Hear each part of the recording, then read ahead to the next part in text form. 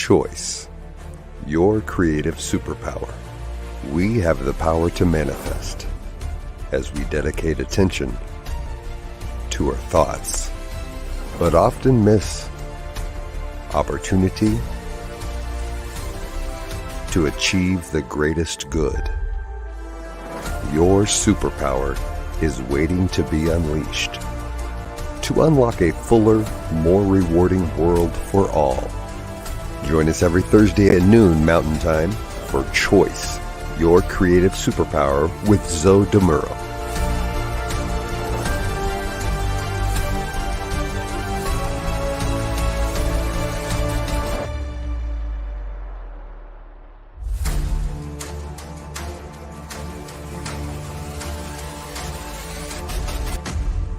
And now, here's Zoe. Hello, folks. Welcome to the New Thought Media Network. My name is Zoe Muro, and I am honored to be your host for Choice, your creative superpower. During our time together each week, we'll be examining ways for you to wield your superpower for the greatest good. If you're coming back, it's good to see you again. And if this is your first time, welcome to the show. I'm a religious science practitioner at the Oakland Center for Spiritual Living in Oakland, California. And I'm also a transformational coach. I work with people who are looking to live their lives as fully as possible. In today's episode, episode 9, we'll be continuing our exploration of choice in relationships. Now, in case you haven't seen it yet, last week's show didn't go quite as I had planned. Prior to starting my show, lost my voice. Had a bout of the flu, and it was not good. But it was the good old boring regular flu. Yay, boring flu. I lost my voice, and as I frantically tried to soothe it and be able to speak so I could do the show, I ran into technical difficulties, and by the time I was able to get everything worked out, it was kind of late. But I started the show, went through as best I could. And then as my voice started to fail again, I said, okay, we're going to have to continue this next week. And here we are. So I do feel I need to reset the stage for the topic, though. I don't want to repeat everything, obviously. So if you already did listen to episode 8, pardon the repetition that you might hear today, but I'm trying to keep it to an absolute minimum. So we did see last week that there are many different types of relationships. And we noted that each type comes with its own set of choices. And we saw that each type of choice, or rather each type of relationship, in addition to coming with its own set of specific types of choices, it's affected differently by each of these choices. So let me give you an example. If you choose to be kind of private and reserved, well, that means one thing if we're talking about a relationship that's with an acquaintance. We have a very different effect on a spouse or on a partner or someone you believe you'd like to be your spouse or your partner. Now, one of the most important and also potentially most frustrating aspects of choice and relationships is that regardless of the knowledge, the diligence, the integrity, the clarity, you name it, that you put into your choice, the results, the effects of your choice are always subject to how someone else chooses to respond or not respond to that choice. I mean, we have 2 or more individuals with differing perspectives, values, experiences, all of that. And it all influences their choices, just as it would influence ours. There's another aspect of choice that's always true, but I think relationships tend to bring this to the forefront. And it's the idea that every choice has an element of leaving something behind or leaving something out. I mean, if you choose A, you're not choosing B through Z. In a marriage, for example, you choose to pledge yourself to your partner, write vows. And these are vows that we agree upon. And we agree to forsake others. Now, even over friendship, your time, your attention are finite. So choosing to be in a friendship means that time and attention are unavailable for others. All right, so immediately, relationship has choice built into it. And of course, if you choose not to abide by the parameters of a relationship, you might very well find yourself being left out of the relationship. Now, a question that has been hotly debated probably for centuries, who knows? It's the question of what might be the most important choice that you'll make in your life. Actually, most companies trying to sell you something will tell you that choosing to buy or acquire whatever it is that they're selling, whatever product or service it might be, that would be the most important choice you'll make. I mean, we have tons of commercials that make that pretty obvious. But the most common response, not related to buying something, is whom you choose to marry or choose as your life partner. Now, that's what I've seen in a number of studies. I love these studies, but whether that's a common answer or not, I would be willing to bet that that answer is prevalent among certain demographics or in certain cultures, but it's unlikely to be a truly universal common response. Maybe I'm the only outlier, but I can tell you that for me, I would rank the idea of the importance of a spouse or partner relationship as number 3 in terms of importance of relationships.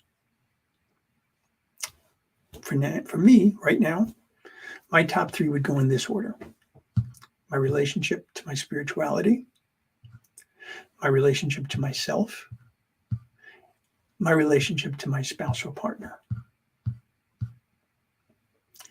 Now, when my wife heard me talking about this point, she did give me that one severely arched eyebrow. You know what I mean, folks? You ever get that? The longer you've been in a relationship, the more that is carried in that one arched eyebrow. It's like a whole paragraph of meaning. So I have got to make sure that she hears the rest of this so that she can understand my rationale for that ranking, because it's important. Now, I use the word spirituality, but I could probably have just as easily said God or loving spirit. But I wanted to see if I can keep this less specific, because I know many people who have a very well-defined, well-developed spiritual component to their life. They just simply never speak of God or divinity at all. Their choice. For me, personally, my spirituality does revolve around the concept of divinity. So I express it from that perspective. When I consider the relationship that I have with loving spirit, with God, the thing itself, Gaia, I find that so many of my choices flow from my understanding of that relationship. Yeah, I did say my understanding of it, not simply the relationship itself, because the relationship between God and humankind is something that I believe is so far beyond our human mental capacity that without a concerted effort, our inability to comprehend it can prevent us from fully realizing the abundance, the enormity of what that relationship holds for us. And we can easily impose limits on it that simply, truly do not apply. In fact, until such time as I found Science of Mind, my relationship with God was really nothing more than an acquaintance or a situational relationship. Because I couldn't sense, I couldn't feel any real points of connection of belonging.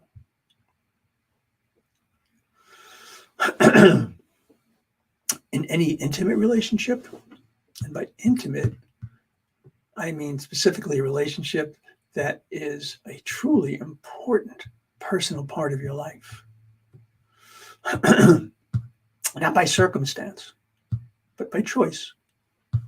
So in any intimate relationship, it's those points of connection that make all the difference to its success. In our human relationships, we can speak of connection bids.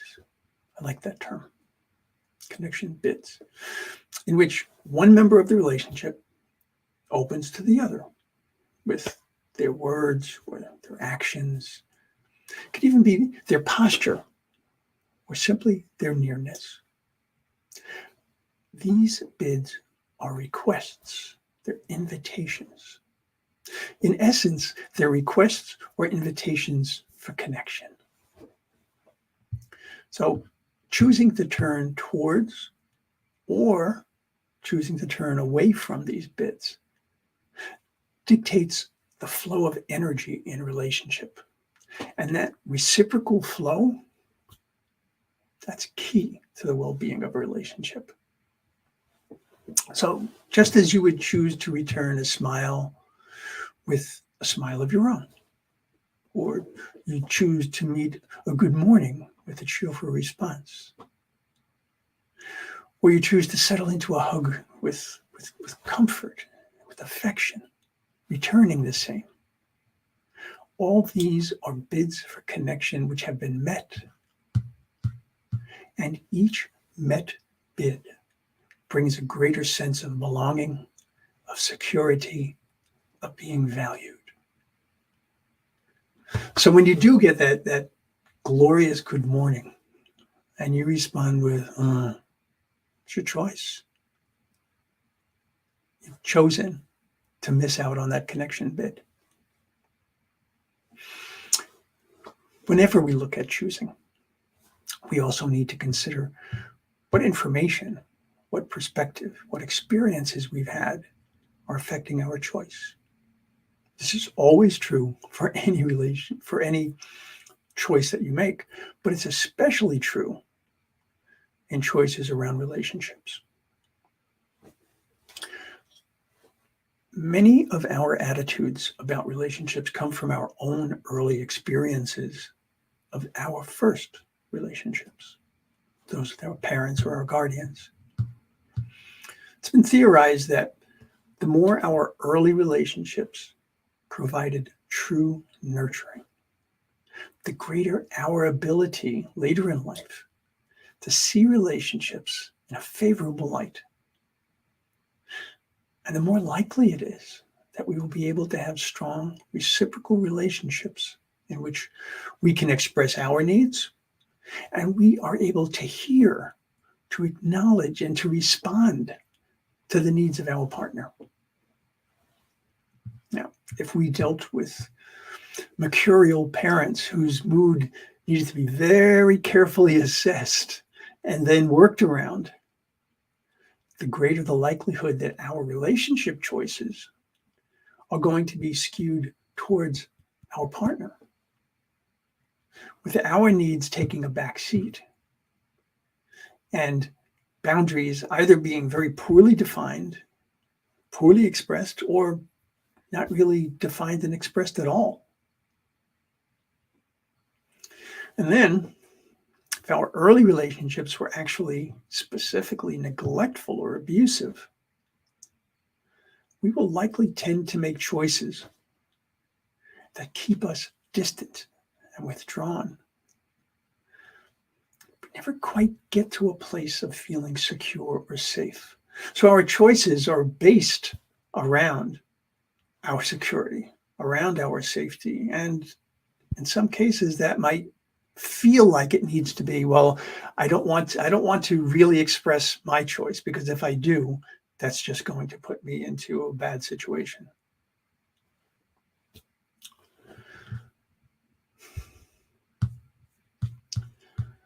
Making choices about our relationships based on what we don't want or what we are looking to escape will be very unlikely to provide for our greatest good. Now, this is very important. Leaving an abusive relationship is a perfectly valid choice. But leaving that relationship for another one that isn't as bad, no, ultimately that will not work. And folks, believe me, I have seen this happen to people again and again. Good enough isn't good enough.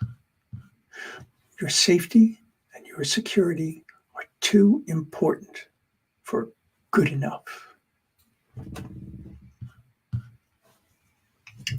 Excuse me.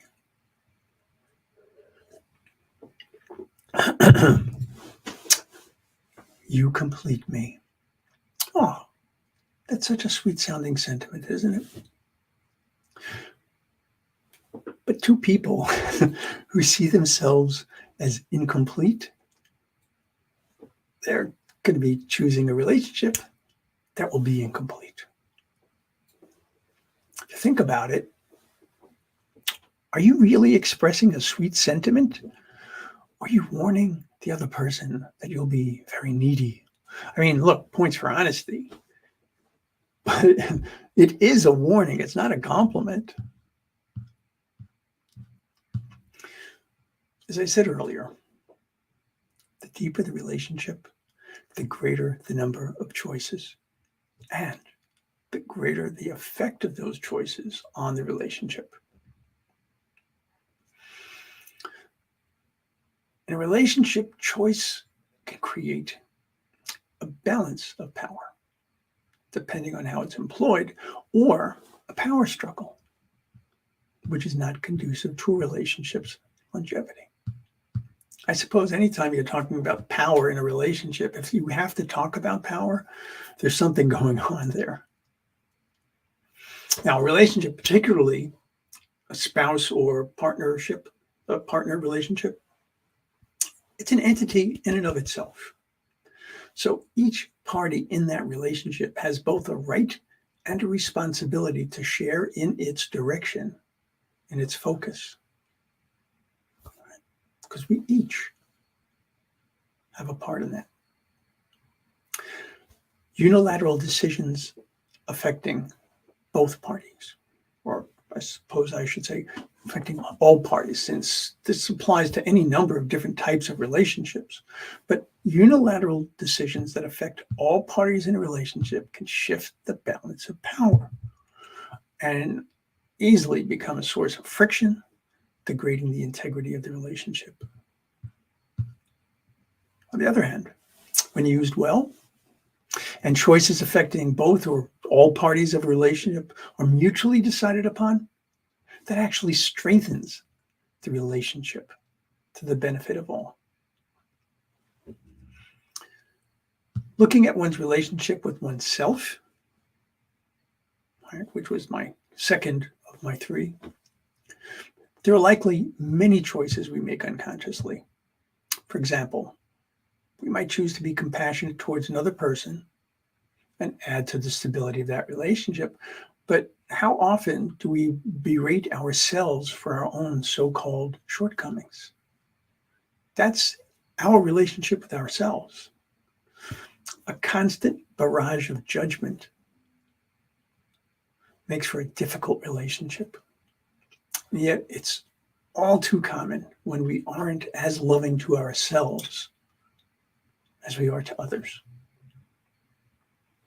Now, this is really important, because what's even worse than the effect that lack of self-love might have on your choices around relationships, think about this. We could easily fall into people-pleasing, an inability to set realistic boundaries, and it could even be to the point of being tolerant of abuse. None of that is what we would want. So considering how any of these can affect an individual, you have to also imagine the compounded effect on a partner. Are they in a relationship with you or a facade you've chosen to present? Are they committing to you or this pale imitation? Because believe me, if you aren't truly yourself, you're definitely nowhere near your best. And look at that. I've actually come full circle back to spirituality because our truth is found in our alignment with loving spirit, in our accepting and opening to who and whose we are.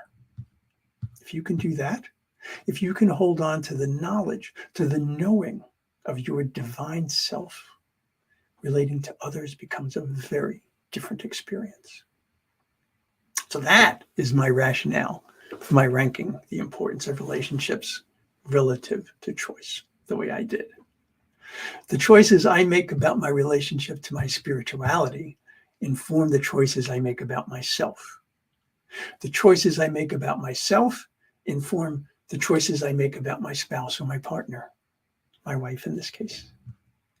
So you see, honey, you get the best of me this way, the most informed version of me. And looking beyond a spouse or a partner relationship, it's not much of a stretch to realize that recognizing the divine in everyone, in anyone, can inform and shape our choices in all of those relationships as well. Imagine you've been asked to walk a particular path, but it's dark. There appears to be all sorts of debris obscuring the path. Being able to align with our truth, with the truth of those around us, it's like shining this bright light across that path, bringing clarity and focus, enabling us to essentially sweep away the debris of misconceptions and biases, allowing each of us to see and be seen for the miracles that we truly are.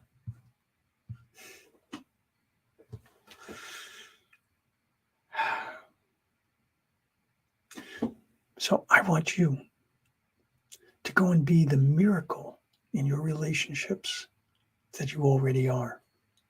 I want you to consider how your choices are formed relative to relationships, always bearing in mind that whatever choice you make,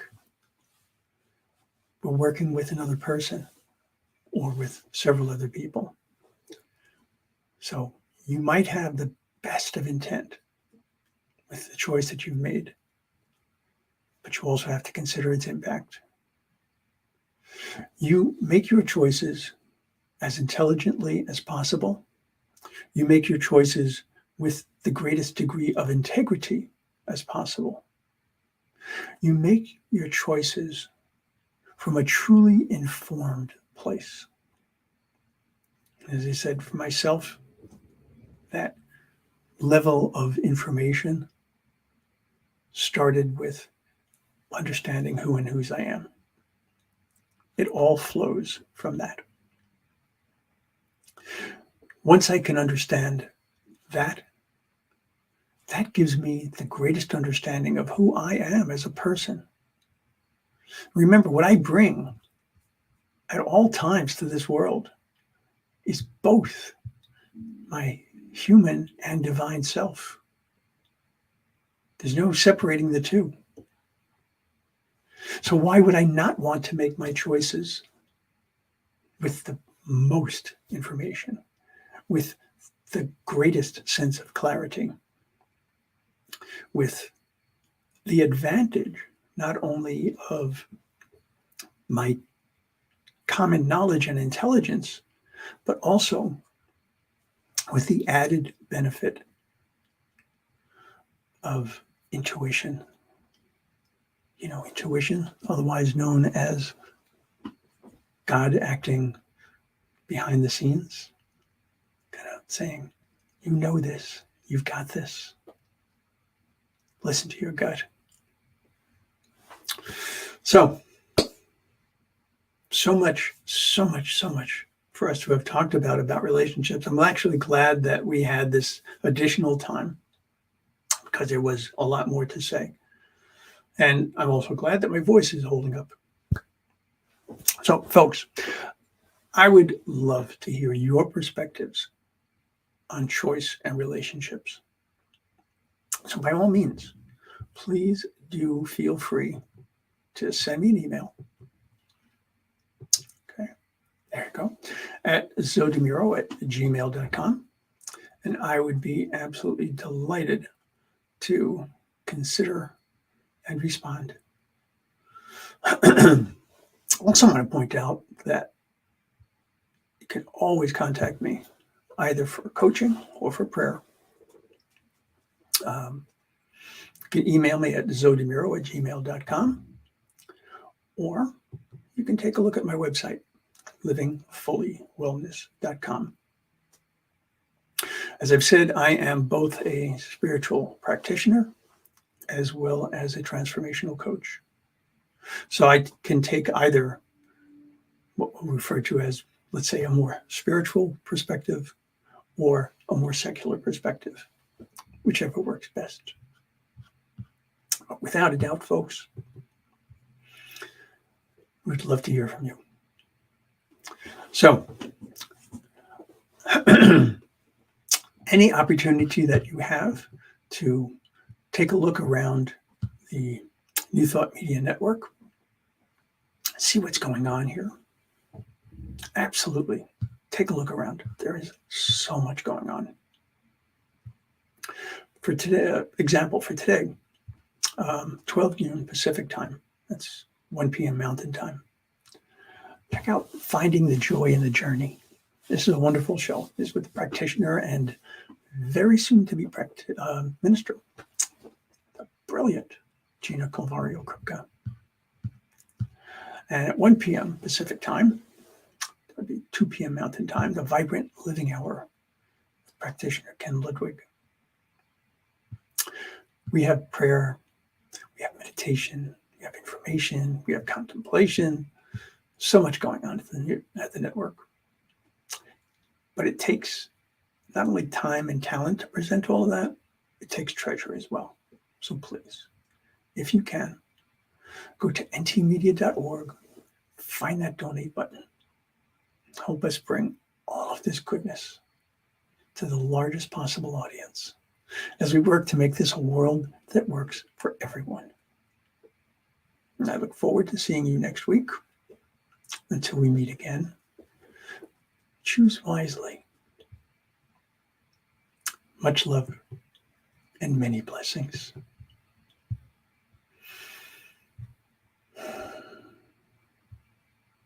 Choice, your creative superpower.